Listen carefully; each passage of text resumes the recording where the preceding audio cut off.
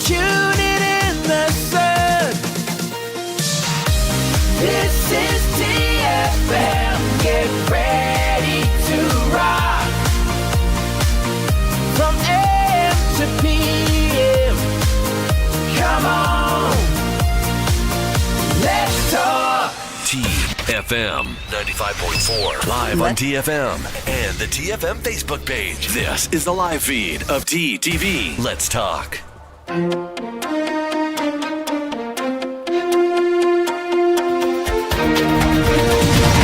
Hello and welcome to the Midday Update. These are the headlines. Minister of Health issues new decree on COVID-19 vaccines. COVID-19 infections down, ICU occupancy rates still high.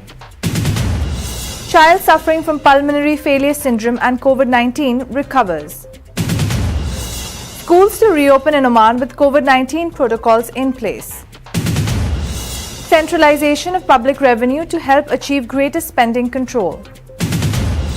Majlis discusses joint panel's report on value-added tax.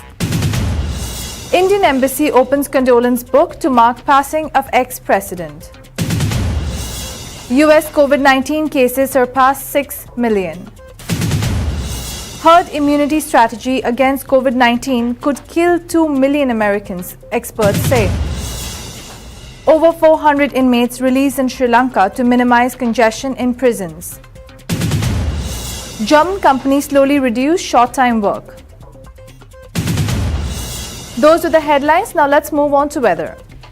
We're at the TFM studio in Al Quair and it's bright and sunny outside. We'll give you the weather update in Muscat shortly, but first, the tip. We spoke about SPF and sunscreens earlier, but did you know that your skin is not the only thing that needs SPF and sunscreen? Your hair also needs it. Opt for shampoos, conditioners and oils that have sunscreen in them. Now let's take a look at the weather in Muscat.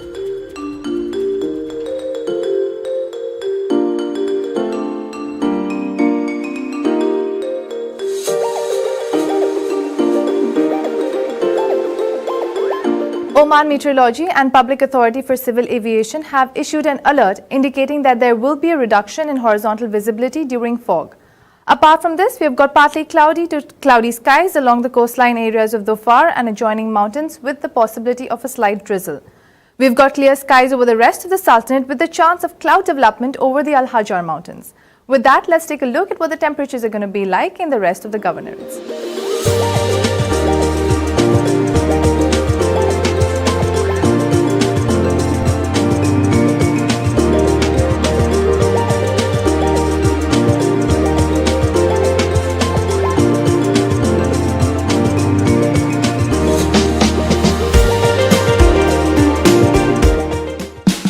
Oman's largest online supermarket now has no minimum order limit. From grocery to household items, Rafiq has everything that you want. Enjoy worry-free shopping with over 8,000 products to choose from and get it delivered straight to your doorstep. Rafiq, you order, we deliver. Hello and welcome back to the Midday Update. Let's go over the COVID-19 updates from yesterday. On Tuesday, September 1st, the Ministry of Health had registered 206 new COVID-19 cases and 4 deaths in Oman. The total cases in the country had now touched 85,928, which includes 81,024 recoveries and 689 deaths, according to the Ministry of Health. In the past 24 hours, 214 recoveries were reported. The ministry has urged everyone to adhere to social distancing instructions issued by the Supreme Committee and the Ministry of Health, as well as staying at home and not going out unless necessary. His Excellency Dr. Ahmed bin Mohammed Al Saidi, Minister of Health, issued Ministerial Decree number 120 by 2020 to form a working group to provide a vaccine against COVID-19. The decision stated that a working group would be formed to follow up global developments in the field of manufacturing and producing a coronavirus vaccine and to set up mechanisms to obtain the appropriate vaccine in coordination and follow up with Global Alliance for Vaccines and Immunization, the World Health Organization, and specialized companies. The team will be headed by the Under-Secretary for Health Affairs, the membership of each of the General Directorate of Disease Control, General Director of Medical Supplies, the General Director of Primary Health Care, the General Director of Pharmacy and Drug Control, and the Director of the Infectious Disease Control Department at the General Directorate for Disease Control, and the team may seek assistance from experts and specialists in order to perform these duties.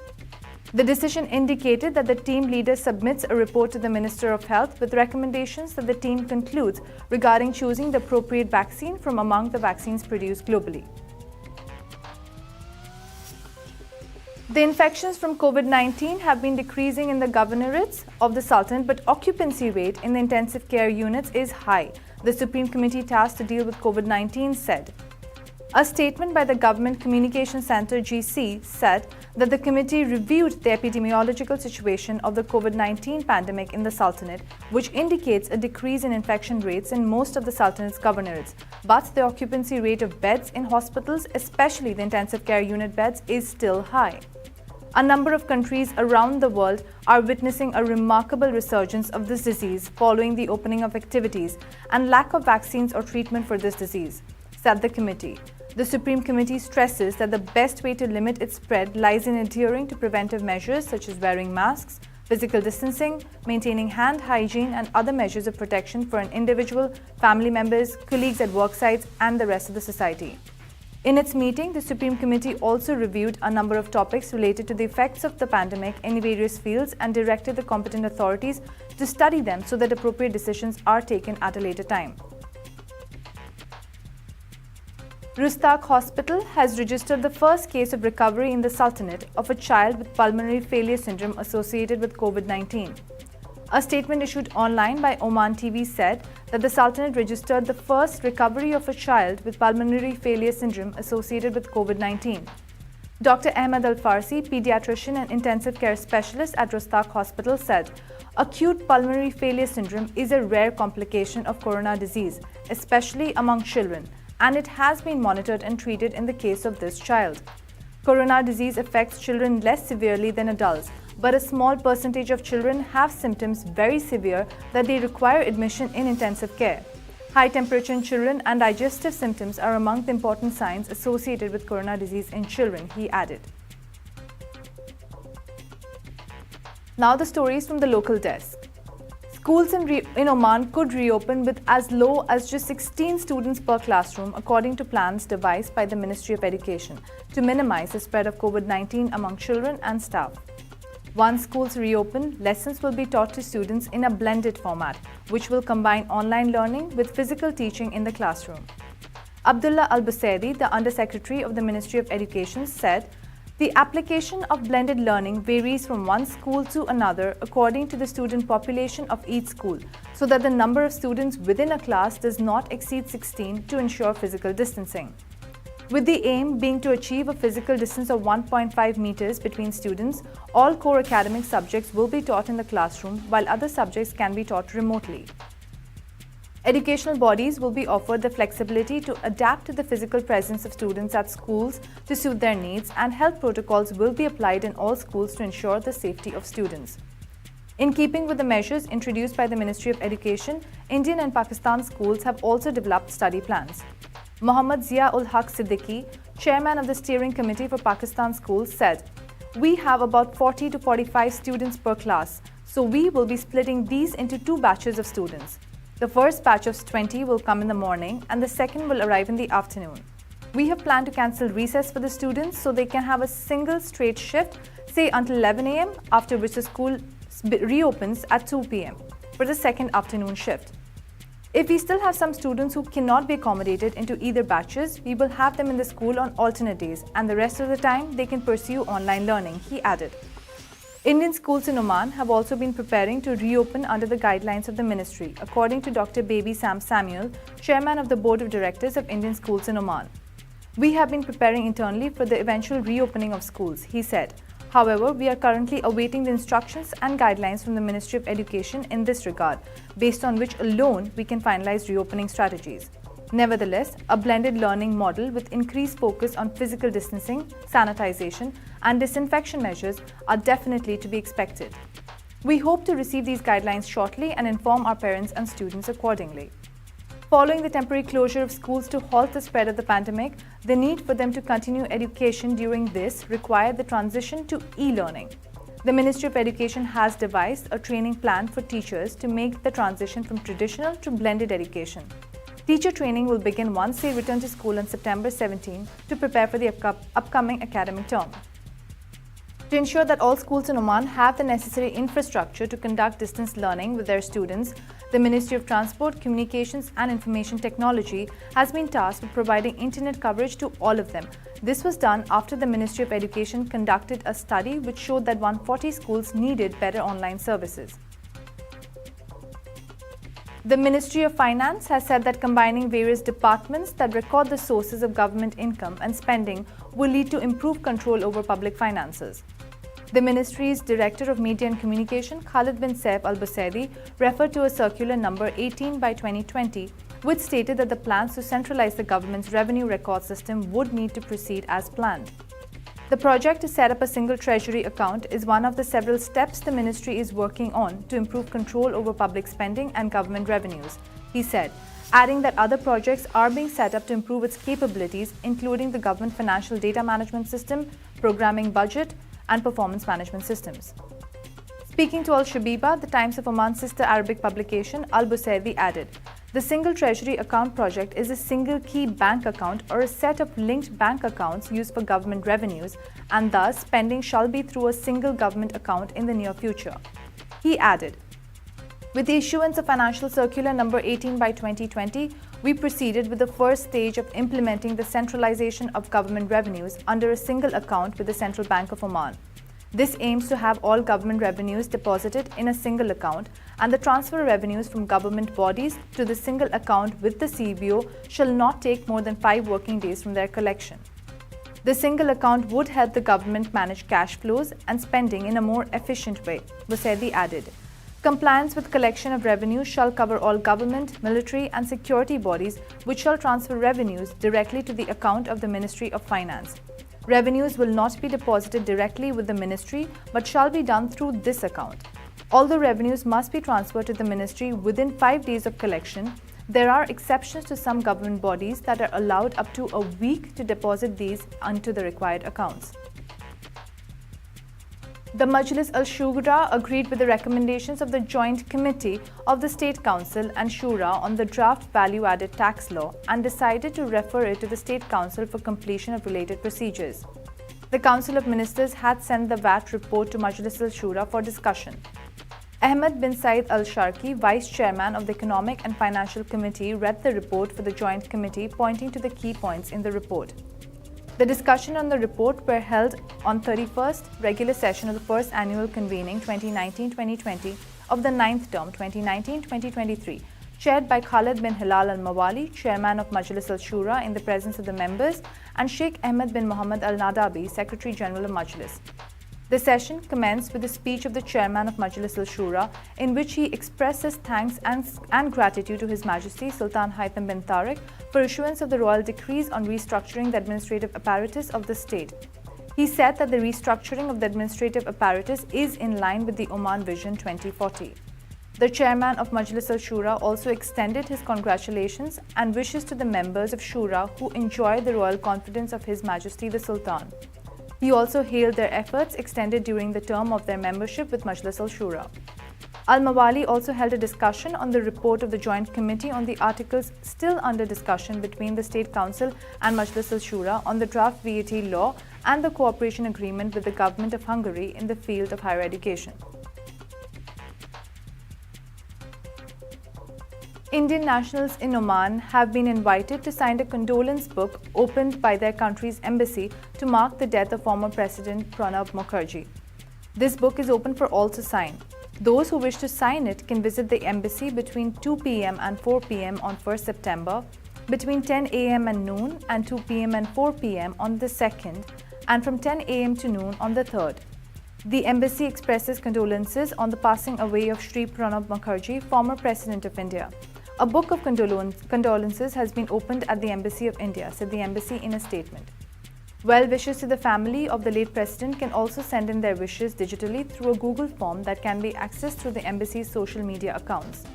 Those who fill in these messages must also provide their name and the nature of their job in Oman. Mukherjee, who passed away at the age of 84 on 31st August, served as the 13th President of India from 2012 to 2017. Previously, he served as the Finance Minister on 2 occasions in the governments of former Prime Ministers Manmohan Singh and Indira Gandhi. Those were the local stories. We'll take a short commercial break and we'll be right back.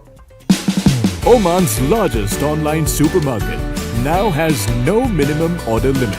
From grocery to household items, Rafiq has everything that you want. Enjoy worry-free shopping with over 8,000 products to choose from and get it delivered straight to your doorstep. Rafiq, you order, we deliver. Welcome back to the Midday Update. Now we've got lined up the international stories. The total number of COVID-19 cases in the United States has surpassed 6 million on Monday, according to the Center for Systems Science and Engineering (CSSE) at Johns Hopkins University. US COVID-19 case rose to 6,02,615, with the national death toll reaching 183,203 as of 11:28 a.m. local time, according to the CSSE. The hardest-hit U.S. state of California reported 706,731 cases. Texas and Florida both recorded more than 620,000 cases, followed by the state of New York with 434,100 cases. Other states with over 190,000 cases include Georgia, Illinois, Arizona, and New Jersey, according to the CSSE. A return to campus for the fall semester has recently caused great concern over potential outbreaks among students across the United States. Over 30 states have already reported thousands of coronavirus cases on newly reopened campuses, including the University of Alabama, where more than 1,300 students have tested positive. US COVID-19 cases topped 5 million on August 9th. By far, the United States remains the worst-hit nation, with the world's most cases and deaths, accounting for more than 1/5 of the global caseload and death toll. Around 2 million Americans could die in an attempt to try to achieve the so-called herd immunity in the country, a US medical expert said on Monday. If we're waiting until 60% to 80% of people have it, we're talking about 200 million plus Americans getting this, Liana Wen, emergency physician, told CNN, adding that at a fatality rate of 1%, that's 2 million Americans who will die in this effort to try to get herd immunity. Those are preventable deaths of our loved ones that we can just not let happen under our watch, Wen added. Likewise, if the United States allowed the coronavirus to spread unchecked in the effort to achieve herd immunity, the death toll would be enormous. Anthony Fauci, director of the U.S. National Institute of Allergy and Infectious Diseases, warned in August. If everyone contracted it, even with a relatively high percentage of people without symptoms, a lot of people are going to die, Fauci said during a live Instagram session. Over 400 prisoners were released from Sri Lankan prisons on a presidential pardon on Tuesday with the intention of minimizing congestion within prisons, the Prisons Department said. Commissioner General of Prisons, Tushara Upaldinia, said 444 inmates, including 18 females, received the special presidential pardon and they were all above 65 years old. These prisoners had been convicted of minor offences for failing to pay fines and had served half their sentences. Those inmates who were convicted of murder, theft, rape, child abuse and other serious crimes were not granted the presidential pardon under any circumstance, Upaldinia said. Sri Lanka's prisons are highly congested, with the government recently saying that there were more than 26,000 inmates, while the normal capacity does not exceed 10,000. The number of German companies using short-time work continued to fall slowly as the share declined from 42% in July to 37% in August, according to a survey among 9,000 companies by the German IFO Institute published on Monday. The governmental short-time work allowance, which was extended from 12 to 24 months last week, financially supports companies to keep their employees at reduced hours during the COVID-19 crisis. The proportion of companies with short-term work has declined across almost all sectors, even if the overall numbers are still high, said IFO labor market expert Sebastian Link. The share of companies making use of short-term in the trade sector and service sector fell to 33% and 26% in August respectively. According to IFO, construction sector was relatively unaffected at only 7%. Manufacturing sector, however, still relied heavily on short-term work. According to IFO, more than 1 in 2 German manufacturing companies still made use of the short-term work allowance in August. In the service sector, 88% of travel agencies and tour operators used short-time work. The short-time work program was implemented by a record number of companies at the height of the COVID-19 crisis. In May, 7.3 million employees in Germany were on short-time work, more than during the financial crisis in 2009, said IFO. Those are the news stories today. We'll be back tomorrow at the same time, so stay tuned. You've just heard the live feed from the TTV studios on TFM 95.4. Let's talk.